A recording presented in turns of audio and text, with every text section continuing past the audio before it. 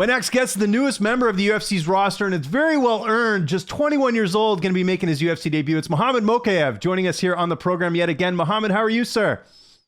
I'm fine, James. Thank you. Every time we change like a position in my career, I have interviews, so it's interesting. So fast already. Like just in 1 year, so many things changed. Yeah, and like I said there, it's well-deserved, man. Congratulations. I know this is something we've been talking about for a while. Tell me where you were when you found out the news. Were you at home? Were you in the car? When did you find out you were a member of the UFC roster? Uh, I was sparring. Actually, I was sparring, and I have a heart rate monitor. So one moment, heart rate monitor froze. In between rounds, I'm looking like recovering, and it's froze. So I'm like looking. Some page posted it. I knew like soon we're gonna announce this, but didn't know it's that day. So some page posted it, and then I'm like, I wrote quick comment. I'm like fake news. So I closed them because I didn't want to announce before you see those. And basically, I have plans as well. So and then I put my phone again, and it's like something happens. Actually, UFC Europe posted it. So Yeah. I'm like, okay, I will do. I didn't even have a picture like signing contract, anything like this already. So I finished my sparring, finished like extra work. I went to sauna. So finished everything. It was like 11 o'clock night time. I came back home, did paper, everything, and then that's when I announced. But everybody knew before even announced it. So it was like it's it was another day in the office, but with another good news. So did you know, like, were you given a sort of a heads up that if you won your last fight that you would be signed to the UFC? Because you said you sort of knew this was going to happen, but you didn't know when. Like, when did you get that indication that you were going to be signed? I knew this long time ago, and uh, we was thinking maybe have like one more fight in between the camp, but I had the COVID. Uh, I was really ill before the World Championships in Serbia, and even like I went like quarterfinal there, and I couldn't see, like it was like slow reaction, everything like my head. I could see attack, but I couldn't defend. It was like everything was slow in the head. I was like sweating in the night time. One of the ear was like I think got cold or so. I couldn't hear for 1 week. Had to go hospital clean, and so I had so many things, especially after Blaine's fight. I had stomach infection. My body run down. Now I'm feeling good. I checked all my body. Now I'm ready to begin my training camp. And yeah, so I always believed I'm gonna be there. I always knew even when we turned down the contender series, and we still, like I said, I'm gonna be there with red carpet. Yes, yes. And you predicted all this. I mean, we talked about the fact that, like you said, you had a contender series offer. You're like, no, let me build this up. I'll go right to the UFC. I can't remember the last time the UFC signed someone as young as you. So you must be pretty proud of that as well, where you just went directly to the UFC. You didn't have to go to LFA or contender series. Yes, I'm young. I'm young, but what I went through in my life, I think I went more, not more, maybe half of the people who was actually like 30 years old. It's not that I came from like rich family that they just did everything for me. I've done everything myself Yeah. with, of course, a great team around me and right people around me. I had to filter out many people, and now I'm this stage when I found out this is my team. Like every time, every fight, I was testing people around me, and Yeah. when I found out this is my team now, that's it. I'm ready to go.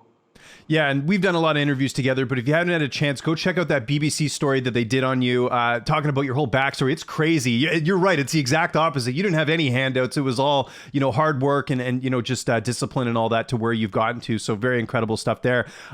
What's been the feedback like since you signed with the UFC? Because not just from the Muslim fans, but also just, in general, there's a lot of people excited about the signing.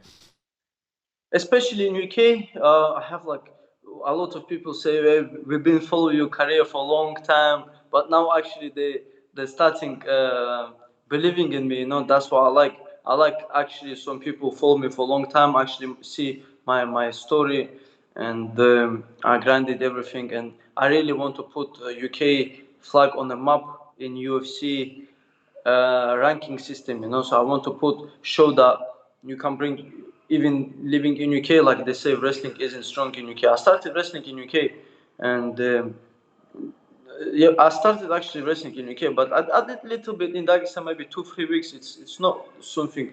In UK, I started, and I want to show that in UK you can be a good wrestler, you can be dominant in MMA using striking. Was best in UK is like one of the best striking country in the world. Also, there's wrestling. So if you want, you can see and you can go around the gyms and improve your wrestling and striking. Yeah, no, it's very interesting. Also, I know someone who I know you know quite well is Khamzat Chimaev. Have you spoken to him since you signed with the UFC? I know there's a photo of you two, but I wasn't sure if that was an older photo or not. That was at my debut at his birthday after when I went to fought in Sweden. Yes, he congratulated me. Even like in 2018, I was watching him on Brave. I was fighting amateur at that time in the World Championships. I watched him on a Brave. There was Brave CF weekend, and then he told me, "Hey, why are you still amateur?" I'm like, "Okay, give me 1 more year." And then I won IMF like senior Oceanic Championships, and he said, "Hey, stop like smashing these amateurs. Let's go. It's your time. Go to professional." And now I'm here, and he said, "We're gonna take. Now we're two prospects in UFC." Yeah, we're gonna smash, right? That's what I saw the tweet. I thought that was awesome.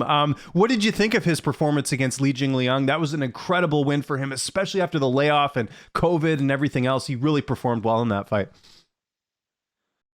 Yes, especially like when he said, "I'm leaving this career." It can get into your head. This COVID, like many people die because of the panic they actually get. But especially when you have like a huge career ahead, anybody could panic and could get worse position, in a health position. But yeah, it's amazing what he's done. He didn't even let the guy think. So now he's at the stage like nobody knows is he gonna wrestle or he's gonna strike. So Yeah, no, really, really good performance there. I saw the post you had on Instagram about you DMing Dana White in what was it, January of 2018 to follow you and kind of put yourself on the radar. I got to know, did Dana ever follow you back then, or wasn't it till later that he actually communicated with you? Like, because you talked about how years ago you reached out to him. Did he ever get back to you then? no, he didn't get back to me, but I understand his position. He's not like because he's a cocky guy or He's he's got busy, yeah. everything. He's a busy man, and at the moment I've got nothing to talk about with him. For him, I'm just another fighter. But soon, when I have results on the table, I'll be like, "Hey, I just smashed my debut. Now let's talk about business. Let's talk about bringing UFC to Manchester, like my city, maybe Wigan." So it's like, so bring.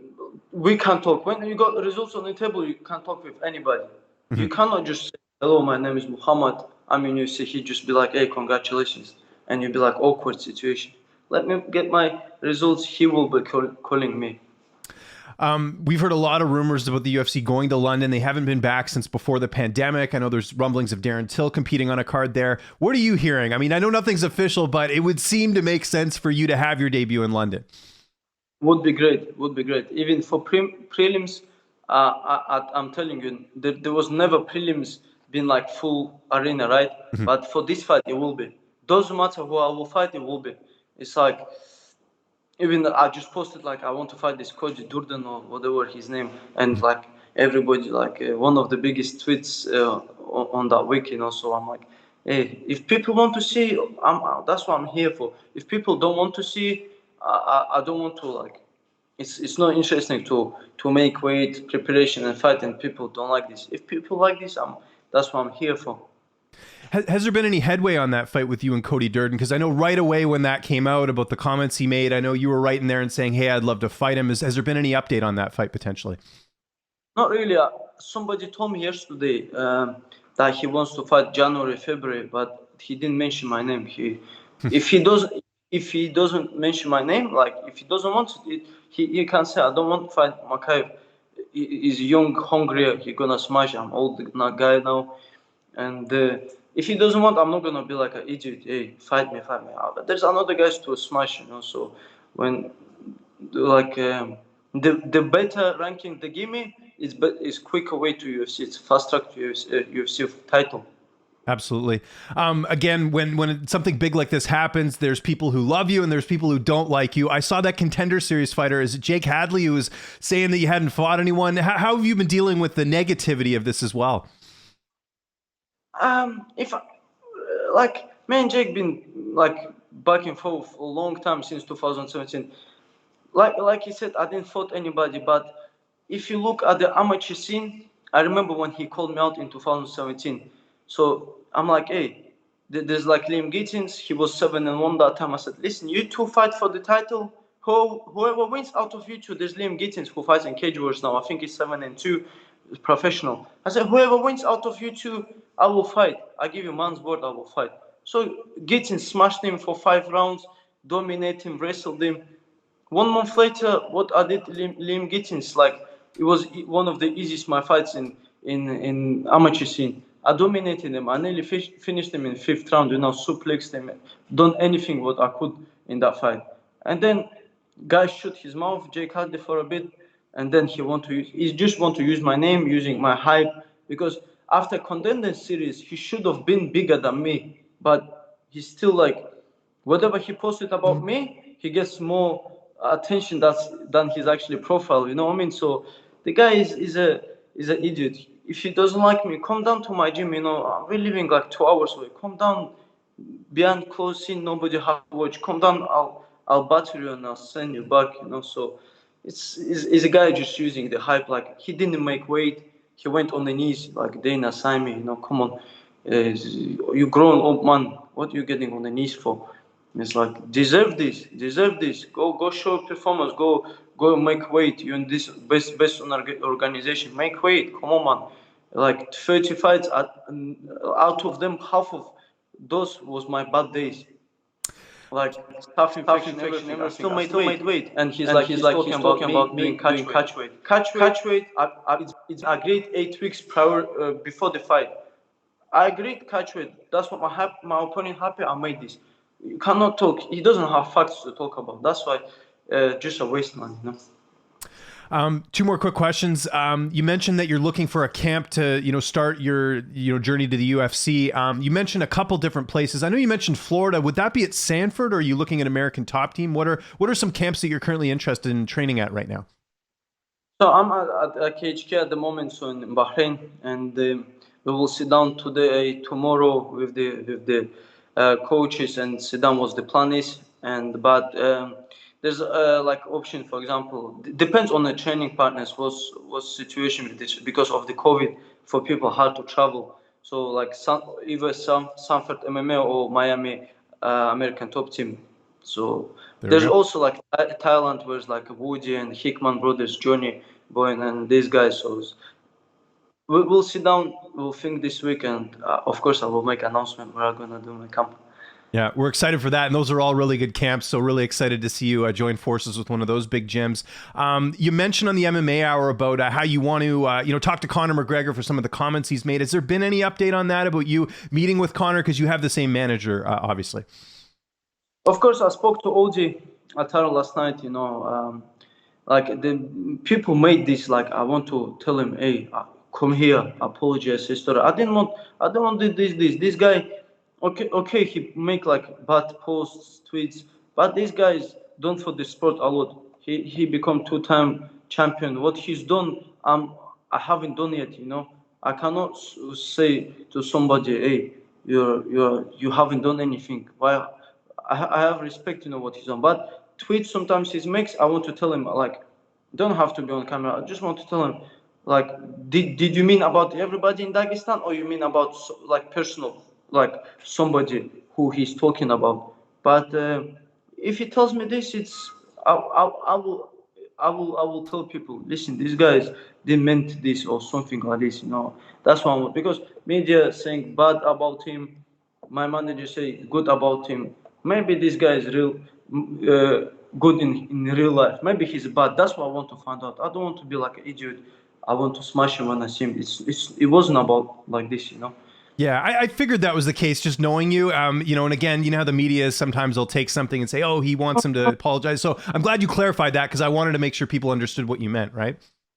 That's what I mean. I don't want to be. I'm not here to. I've got the goal. I'm not here Yeah. to make McGregor apologize or something. I've got the goal, but Ariel asked me, "Do you want? Have you trained with him? Do you want to see him?" I replied, I said, "If I see him, that's what I'm gonna say." And then, if he's a good guy, we have a relationship. If he's a real, that's what I feel energy. Bad guy, we just be different paths. Yeah. That's what. I'm I'm I'm not that stage, I'm young and is I've got different goal in my life. Another big win for you recently. I saw your citizen stuff is all figured out in the UK now. Everything's everything's squared up. When did that happen? I was trying to remember. It's happened next day after I got signed, and like 3 p.m. next day, I've got like email, and I'm like, I'm sure somebody pranking me because I was supposed to like 2.5 years later, like end of 2023, maybe 2024. I'm like, and then I checked email. Is it like an scam? Maybe one of my friends like did something like pranking me. I'm like, wow, this is like huge. So There we now go. it's less headache, and I'm proud. I always represented this country without citizenship. I didn't have to hold citizenship because my people around me, British, and my coaches, my fan base, everything. In my choice, I could not lift the British flag, never, because I'd never hold the British citizenship. Now I can lift, but before that I did for the people. Now I can do it actually for the country. That's great. Mohammed, thank you so much for doing this. And I got to tell our audience as well, we had an issue. We were supposed to do this yesterday. You went out of your way to make this happen, man. And I really got to thank you. And we're just so excited for your journey in the UFC going forward. If there's anyone you'd like to thank, any sponsors, any social media you want to plug, I'll give you the last word. Yes, of course. I want to thank like my team, everybody who is around me, my management paradigm. The guys doing a lot for me. Like Jez and Arf, my twins brothers. They doing like RW Sports, Tidal Spray, and KHK MMA. This like Louis Elite, Engage. A lot of people backing me up, like my team in Liverpool, Aspire, City of Manchester Wrestling Club, and like huge team around. And now we're gonna see what's the plan with the training camp, and I will let you know, guys.